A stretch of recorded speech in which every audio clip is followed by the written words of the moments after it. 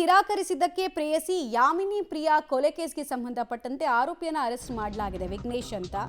But ಈ police ಠಾಣೆಯಲ್ಲಿ ಹೊಟ್ಟೆ ನೋವು ಅಂತ ಆರೋಪಿ ಡ್ರಾಮಾ ಮಾಡ್ತಿರೋದು ಕಂಡು ಬರ್ತಿದೆ. ರಾತ್ರಿ ಇಡೀ ನಾಟಕ ಆಡ್ತಾ ಇದ್ದಂತೆ ಆರೋಪಿ ವಿಘ್ನೇಶ್. ಹಂತಕ ವಿಘ್ನೇಶ್ಗೆ ಸ್ಕ್ಯಾನಿಂಗ್ ಮಾಡಿಸೋದಕ್ಕೆ ವೈದ್ಯರು ಸೂಚನೆಯನ್ನು ಕೊಟ್ಟಿದ್ದಾರಂತೆ. ಆರೋಪಿಯನ್ನ ಕೋರ್ಟ್ಗೂ ಕೂಡ ಹಾಜರುಪಡಿಸಬೇಕಾಗತ್ತೆ ಪೊಲೀಸರು. ಕೋರ್ಟ್ಗೆ ಆರೋಪಿಯನ್ನ ಹಾಜರುಪಡಿಸೋಕ್ಕೂ ಮುಂಚೆ ಆತನ ಸ್ಕ್ಯಾನಿಂಗು ಕೂಡ ಮುಂದಾಗಲಾಗ್ತಾ ಇದೆ. ಬಟ್ ಪೊಲೀಸರು ಹೇಳ್ತಾ ಇರೋದು ಈತ ನಾಟಕ ಮಾಡ್ತಿದ್ದಾನೆ, ಅದನ್ನು ಹಾವಭಾವ ನೋಡಿದ್ರೆ ಗೊತ್ತಾಗ್ತಾ ಇದೆ, ಆ್ಯಕ್ಟಿಂಗು ಅಂತ ಅಂತಿದ್ದಾರೆ. ಏನಕ್ಕೆ ಅಂದರೆ ಒಂದು ಪೊಲೀಸರ ಕಸ್ಟಡಿಯಲ್ಲಿ ಇದ್ದಷ್ಟು ಕೂಡ ಅದು ಕಬ್ಬಿಣದ ಕಡಲೆನೇ. ಈತನ ಕ್ರಿಮಿನಲ್ ಹಿಸ್ಟ್ರಿ ಬಗ್ಗೆ ಇನ್ನಷ್ಟು ಮಾಹಿತಿನ ಬಾಯ್ಬಿಡಿಸ್ಬಿಟ್ರೆ ಅನ್ನುವಂಥ ಭಯ. ಹೀಗಾಗಿ ಹೊಟ್ಟೆ ನೋವು ಅಂದರೆ ಆಸ್ಪತ್ರೆಗೆ ಶಿಫ್ಟ್ ಮಾಡ್ತಾರಲ್ವ, ಅಲ್ಲಿ ತಪ್ಪಿಸ್ಕೊಳ್ಬೋದು, ಕಾಲಹರಣ ಮಾಡ್ಬೋದು ಅನ್ನೋದು ಈತಂದು ಲಾಜಿಕ್ಕು ಅಂತ ಪೊಲೀಸರು ಹೇಳ್ತಾ ಇದ್ದಾರೆ. ಸ್ಟೂಡೆಂಟ್ ಯಾಮಿನಿ ಪ್ರಿಯಾನ ಅತ್ಯಂತ ಬರ್ಬರವಾಗಿ ಹತ್ಯೆಗೈದಿರ್ತಾನೆ. ಕೊಲೆ ಮಾಡಿದ ಕೆಲವೇ ಗಂಟೆಗಳಲ್ಲಿ ಈತ ಸಿಕ್ಕಾಕೊಳ್ತಾನೆ ಪೊಲೀಸರ ಕೈಯಲ್ಲಿ. ಈಗ ತನಿಖೆಗೆ ಸಹಕರಿಸ್ತಾ ಇಲ್ಲ. ವಿಚಾರಣೆ ಅಂತ ಬಾಯ್ಬಿಟ್ರೆ ಸಾಕು ಹೊಟ್ಟೆ ನೋವು ಅಂತ ಇಲ್ಲಿ ಹಿಡ್ಕೊಳ್ತು ಅಲ್ಲಿ ಹಿಡ್ಕೊಳ್ತು ಅಲ್ಲಿ ನೋವು ಅಂತ ಅಂತಿದ್ದಾನಂತೆ. ಹೊಟ್ಟೆನಲ್ಲಿ ಕ್ಯಾನ್ಸರೇ ಆದಂಗೆ ವರ್ತಿಸ್ತಿದ್ದಾನಂತೆ.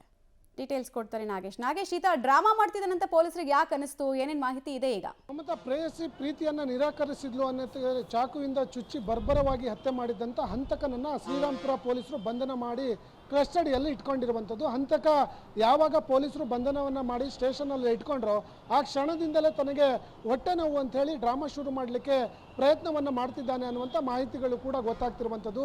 ನಿನ್ನೆ ರಾತ್ರಿ ಇಡೀ ಹೊಟ್ಟೆ ನೋವು ಅಂಥೇಳಿ ಡ್ರಾಮಾ ಮಾಡಿದ್ದಕ್ಕೆ ಬೆಳಗ್ಗೆ ಮುಂಜಾನೆ 6 ಗಂಟೆ ಸುಮಾರಿಗೆ ಆತನನ್ನು KC ಜನರಲ್ ಆಸ್ಪತ್ರೆಗೆ ಕರೆದುಕೊಂಡು ಹೋಗಿ ಟೆಸ್ಟ್ ಕೂಡ ಮಾಡಿಸಿದ್ದಾರೆ ಅನ್ನುವಂಥ ವಿಚಾರಗಳು ಕೂಡ ಗೊತ್ತಾಗ್ತಿರುವಂಥದ್ದು.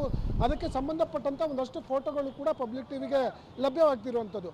ಅದಕ್ಕೆ ಪರಿಶೀಲನೆ ಮಾಡಿದಂಥ ಸಂದರ್ಭದಲ್ಲಿ ಡಾಕ್ಟ್ರು ಕೂಡ ಆತನಿಗೆ ಸ್ಕ್ಯಾನಿಂಗನ್ನು ಮಾಡಿಸಿ ಅನ್ನುವಂಥ ಸಜೆಷನನ್ನು ಕೊಟ್ಟಿದ್ದಾರೆ ಅನ್ನುವಂಥ ವಿಚಾರಗಳು ಕೂಡ ಗೊತ್ತಾಗ್ತಿರುವಂಥದ್ದು. ಸದ್ಯ ಆತನಿಗೆ ಬಂಧನ ಮಾಡಿರುವಂಥ ಕಾರಣಕ್ಕಾಗಿ 24 ಗಂಟೆ ಒಳಗಾಗಿ ಕೋರ್ಟ್ಗೆ ಹಾಜರುಪಡಿಸಬೇಕಾಗತ್ತೆ. ಹಾಗಾಗಿ ಕೋರ್ಟ್ಗೆ ಹಾಜರುಪಡಿಸುವುದಕ್ಕಿಂತ ಮೊದಲೇ ಅವನನ್ನು ಸ್ಕ್ಯಾನಿಂಗ್ ಮಾಡಿ ವೈದ್ಯರ ರಿಪೋರ್ಟ್ ತೆಗೆದುಕೊಂಡು ಆದ ನಂತರ ಕೋರ್ಟ್ಗೆ ಹಾಜರುಪಡಿಸಿ ಪ್ರಕರಣಕ್ಕೆ ಸಂಬಂಧಪಟ್ಟಂತೆ ಹೆಚ್ಚಿನ ತನಿಖೆಯನ್ನು ಮಾಡಲಿಕ್ಕೆ ಕಸ್ಟಡಿಗೆ ಪಡೆದುಕೊಳ್ಳುವ ಸಾಧ್ಯತೆ ಇದೆ ಅನ್ನುವಂಥ ಮಾಹಿತಿಗಳು ಕೂಡ ಗೊತ್ತಾಗ್ತಿರುವಂಥದ್ದು. ಮಮತಾ, ರೈಟ್, ಧನ್ಯವಾದ ತಮ್ಮ ಮಾಹಿತಿಗಾಗಿ ನಾಗೇಶ್.